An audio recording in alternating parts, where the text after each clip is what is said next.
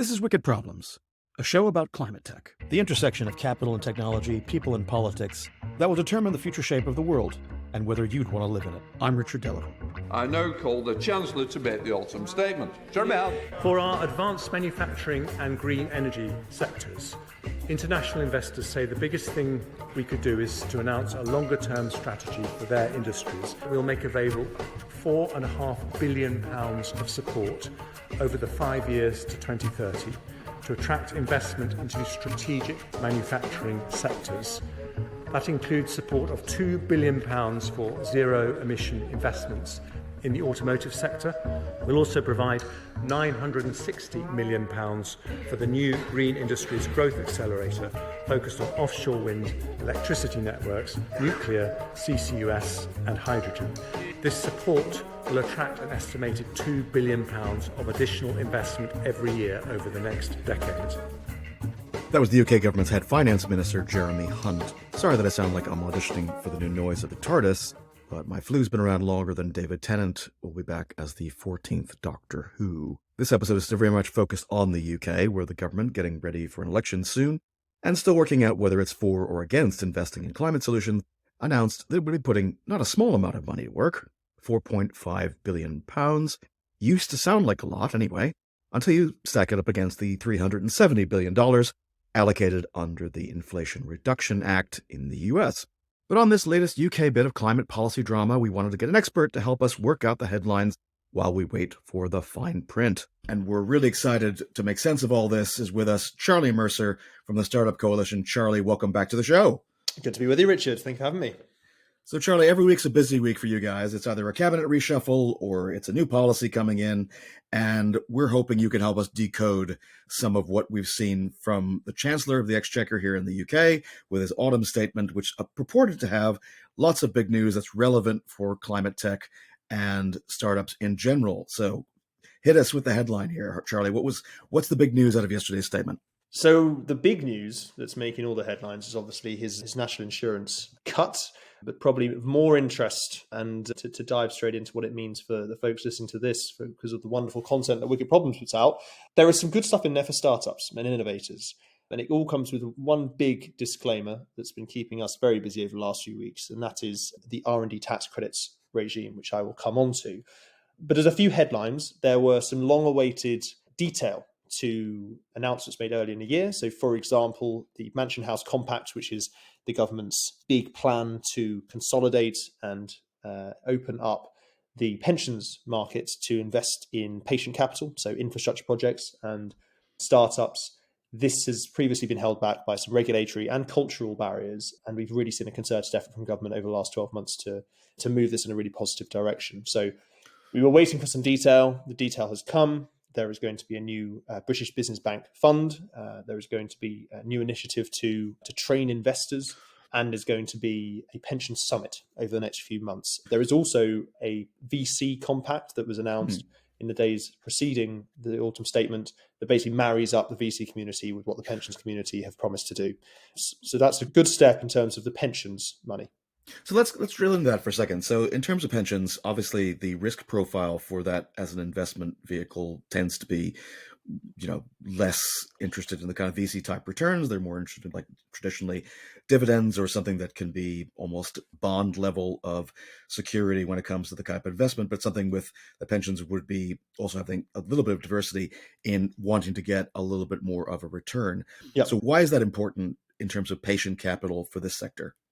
Yeah, to use the phrase that you talked about there, it's because conventional VC fundraising models are not necessarily the best for the sorts of climate innovation we need. We're talking hardware, we're talking deep tech, we're talking basically more than 10-year returns. And fundamentally, that means that there is a real burning need across every climate tech sector for cash that is happy to hang about. And pensions investments are an example of that, right? For many folks in the UK, the pension is the largest asset they'll ever have, and it's deployed into often opaque and fairly generic places. And the two things I mentioned in the preamble are quite critical here as to why action is required. So one is this cultural issue, right? And that's because of what the pension represents, it's a long-term investment. And because of, to be honest, a culture that exists in the UK, investors are not as likely to chase riskier assets, right? And that's partly because of the nature of the product, but it's also because it's just the culture of the UK versus other places, right? So the US is almost the other extreme, where we have a much more ambitious and risk-taking culture. But Canada, for example, they have the Ontario Teachers Pension Plan is one of the major investors in many startups in the UK. So it can be done from a cultural perspective, and that's something that the government's looking to do from a convening point of view. But also in the UK right now, there are regulatory barriers to doing this, right? And that's because of the charge cap. That means that oftentimes the fund, the VC charges, the VC fund charges are just too much for the pensions to afford, right? So they're looking to examine that and work out ways to they can potentially creatively accommodate those charges. But it starts with, as I say, these convening, these compacts, this summit, and also this new growth fund that they're looking into. And that potentially unlocks a huge pool of capital that previously had been unable to be tapped. Indeed, I think critically we should say it doesn't unlock the whole lot, right? And that is because it would be irresponsible for everyone to be putting their pensions capital into these riskier assets, right? And we know and love the climate tech sector, you and I, which is who we spend our time chatting to all the time. This is a diversification opportunity, right? So this is one asset among many, and fundamentally it should also be consent driven. So we're talking about giving investors in the form of pension holders the choice to do this, where previously they haven't been able to do so, right?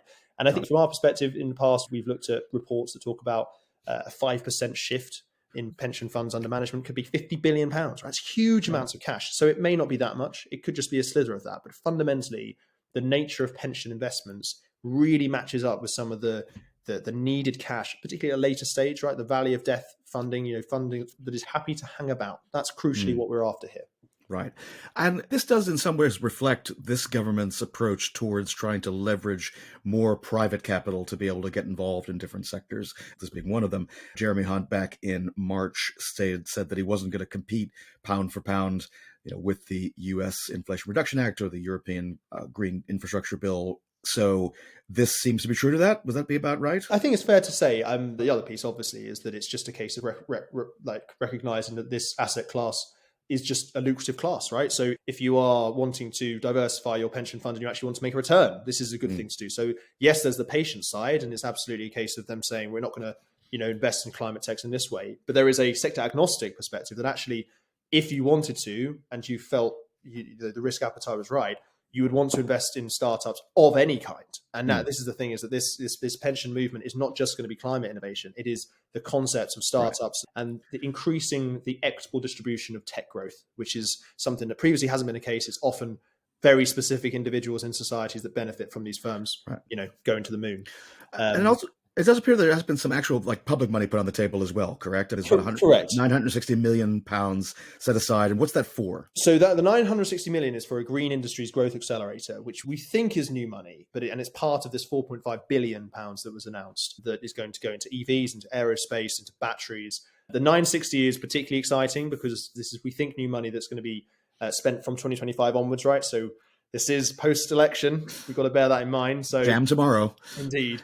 And that's for sectors like carbon capture, like grid, like energy production. So this is really exciting cash that could be going into those sectors that are hardware intensive, that need the cash to make things. And this is where, again, going back to it, the VC model isn't necessarily the most appropriate, right? Or there are a few VCs who are happy to hang about for long enough to do this. This sort of cash is really needed to pool funding to kind of bring the market with them, and we think it's really positive. I think it's critical to say we are still waiting for the details of this, right? So there's the timing side, and then there's actually where is this cash coming from, and how easy will it be for firms to access? Is it going to be going towards some of the more mature, big incumbents who are developing really needed technology, or is it going to be channeling towards the innovative, smaller companies who are more precarious? Right. I mean, I think the quote that in one of the documents, either from this week or from the 17th of November, says that it's designed to support the expansion of strong, homegrown, clean energy supply chains. And so it talks about CCUS, electricity networks, hydrogen, nuclear, and offshore wind, which of course covers quite a lot of sins. But in the sense that I would suppose that people talking about okay, well, does that mean we're putting more money into, into EDF, essentially, to help finish a nuclear plant somewhere near Bristol, or indeed in offshore wind, where we've got other things coming in. So I don't see there being a huge amount of appetite to replicate building turbines onshore here in the UK, for example, for the wind industry. So yeah, I guess it's kind of watch this space to see where that money actually winds up being manifest. Absolutely right. And we do know there's going to be an election next year, right? So the funding indeed. won't be deployed until the year after. But I think you've hit the nail on the head. It's very likely, right, this will form a big part of that part of the manifesto. This has been now articulated, and it may well be more elaborated and defined. But ultimately, we now kind of know what the Tory pitch is going to be on this front, and it's almost looking to preempt the fact that the Labour Party, we know, are going to be talking a lot about this.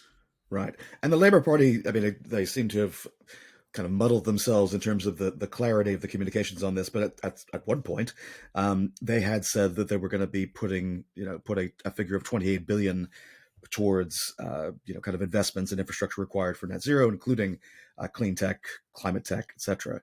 So, to be honest with you, Charlie, I've actually lost count now about where Keir Starmer and Rachel Reeves are on that, whether Ed Miliband is in the driving seat of deciding whether or not that's going to be policy, etc.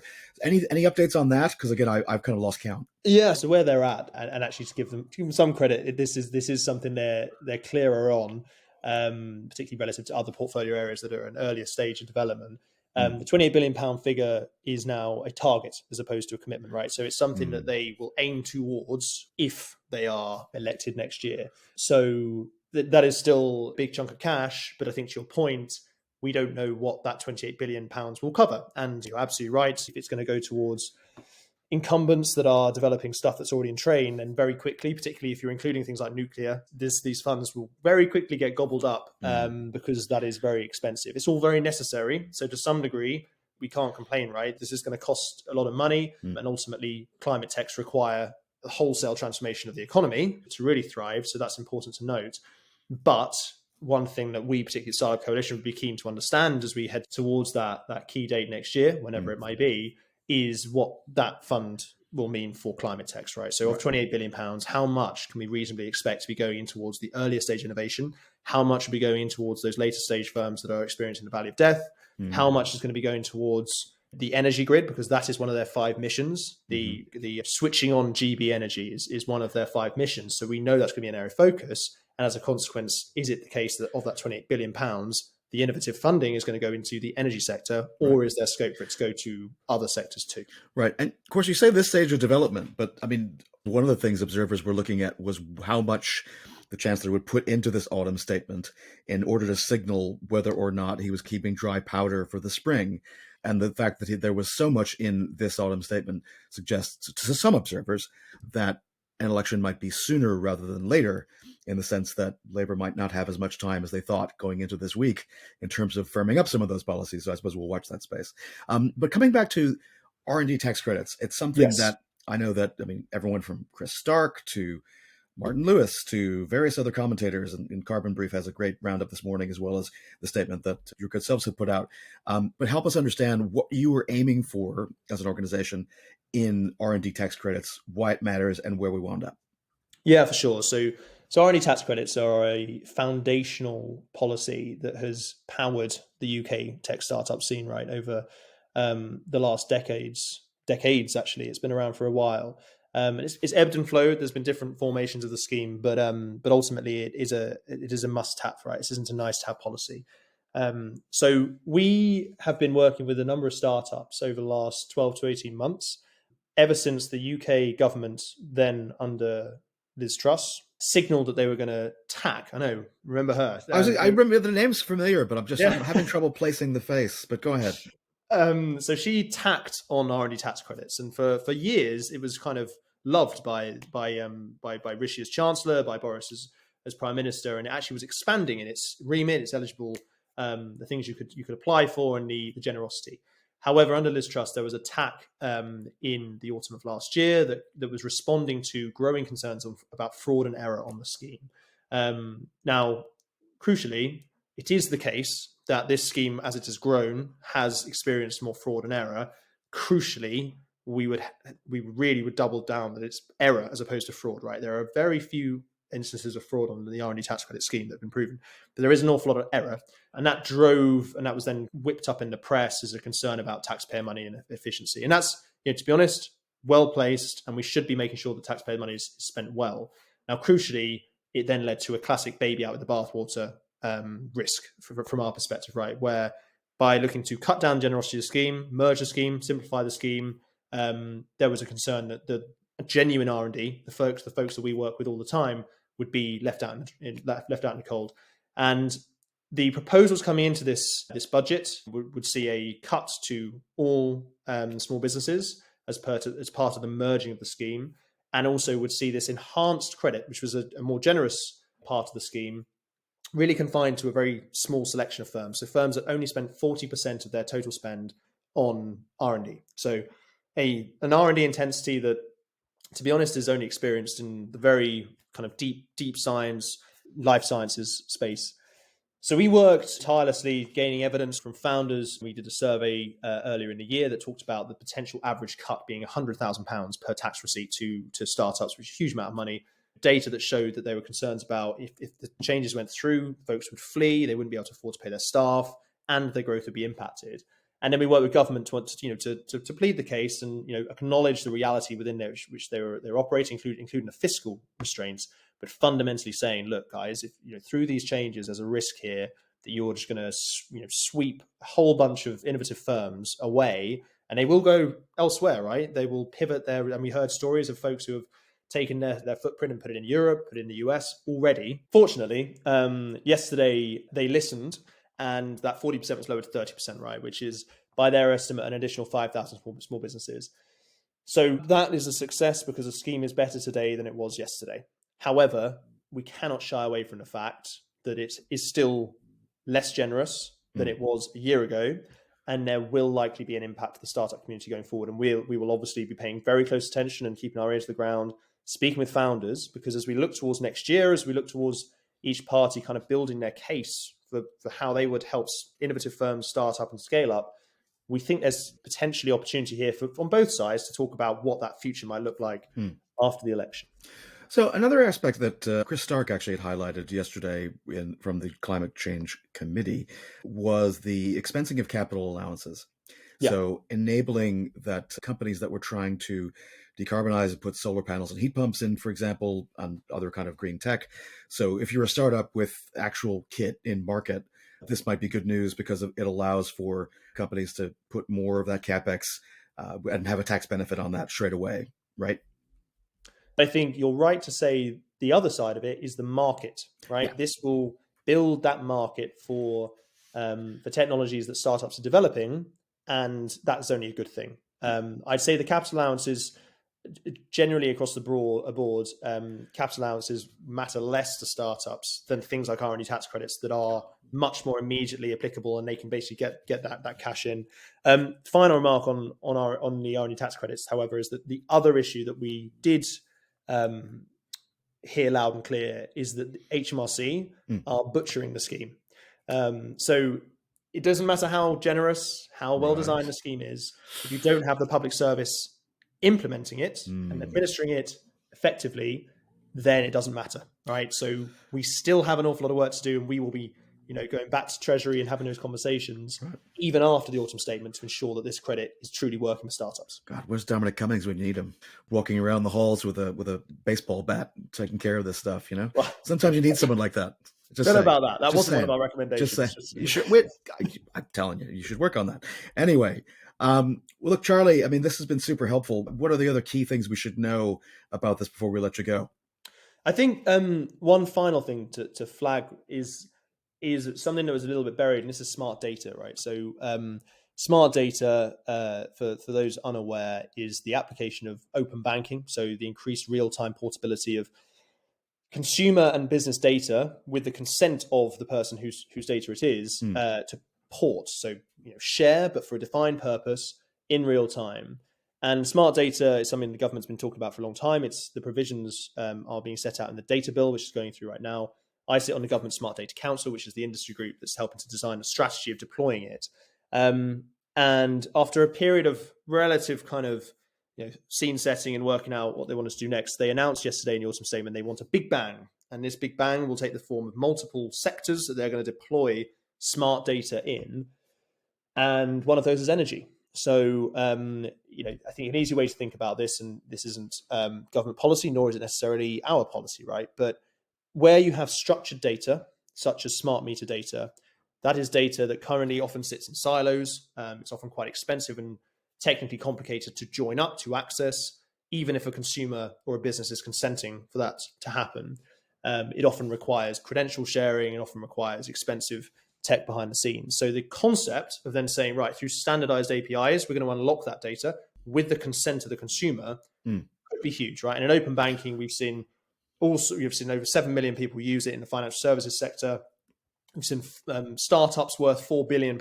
Our research earlier this year said that after this is regulation that was introduced, and 92% of the funding raised by these firms that we deem the open banking sector were raised after regulation, so pro-competition regulation intervention, and they're now worth £4 billion, right? So that is just a very small section of data in the financial realm. If you do this in energy, if you do this across the economy, not only is it powerful for the innovation and opportunity there, but complicated use cases like carbon accounting, right, become exponentially easier. Or indeed things like demand management, virtual power plants. It joins up, the half-hour settlement, it joins that up with the smart meter rollout. Finally, with the consumer, an informed consumer at the epicenter of that, smart data joins all these things up, right? So done well, and leveraging things like Project Perseus, which is something, again, I'm involved with, which is doing it in the small business carbon accounting space. If you leverage some of the industry work that's already kind of paving the way, this could be really powerful indeed. And where would that put us if the similar regimes in continental Europe or the States in terms of allowing this data portability, particularly on the energy sector at the consumer level? It's very hot as a topic right now in the States. VPPs in particular, but demand response in general, that essentially if you could get people to shift when they charge an EV or when they run certain electric appliances that could run at any time during the 24-hour period, shifting it to a lower demand profile area so that you're not hitting that this peak of 5 to 8 p.m. Could save thousands per year, or hundreds per year for a consumer, for a household. But we're currently constrained from doing that for lots of reasons, cultural, technological, and it seems regulatory. Is this going to help with that? So yes, unquestionably. I can't speak for how specifically with the energy sector we necessarily compare to the rest of the world, but the smart data approach to this, where you are basically giving consumers the right to do this in real time, and it's done in a regulated way, right? Because this does happen already today. There are many startups that aren't waiting for regulation, but it does require credential sharing. It requires expensive work behind the scenes. The smart data approach, we would be the first to do that. Australia had a go. They had their own consumer data right, and energy was on their roadmap. For all sorts of complicated reasons, fell a bit flat.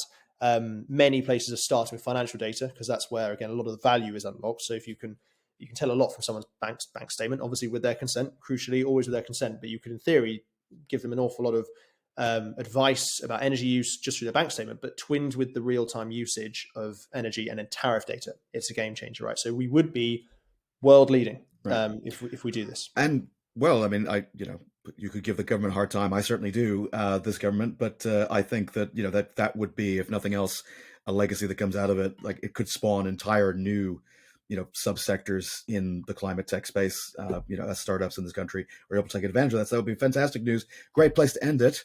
Yes, Charlie Mercer, friend of the show, our first return guest. Thanks for coming back. Thank you for having me. My thanks to Charlie Mercer, Deputy Policy Director of the Startup Coalition. If he comes on Wicked Problems 3 more times, he can turn in his loyalty card for a free coffee. Thanks for listening. Tell us what you think. Leave a comment at news.wickedproblems.uk, where you can also find our newsletter and more of that sweet, sweet content that Charlie was helping hype at the top of our interview. We'll be back Saturday with an exceptional conversation where Claire Brady and I speak to climate adaptation investor Ulrich Seitz on the prospects for a big shift in investment flows headed to that direction as we ease into COP28. You can get this and other episodes to your inbox by signing up at news.wickedproblems.uk. You can also find us wherever you get your podcasts. If you like this episode, consider leaving us a rating and review on Apple Podcasts or Spotify. It really helps others find the show. And maybe share it with somebody who's on the fence about moving their R&D out of the UK for greener pastures. Seriously, please stay. It will get better.